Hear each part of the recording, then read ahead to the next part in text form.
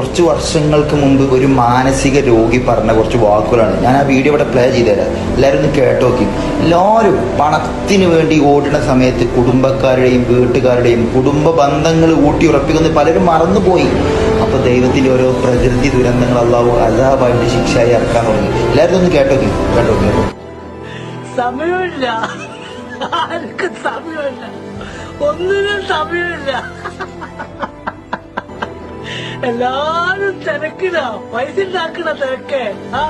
പൈസ ഇങ്ങനെ അട്ടിയാക്കി വെച്ചിട്ട് കെട്ടിപ്പൂട്ടി ഇതുപോലത്തെ വലിയ കൊട്ടാരങ്ങൾ ഉണ്ടാക്കി അതിനകത്ത് വെച്ചോട്ടോ.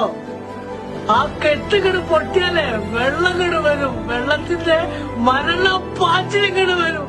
ആ പാച്ചിലെല്ലാം നശിക്കണോ? നീ നശിക്കും, നിന്റെ കുടുംബക്കാരും നശിക്കും, നാട്ടുകാരും നശിക്കും. നീ ഇതുവരെ ഉണ്ടാക്കി വെച്ച നിന്റെ സകല മാനസ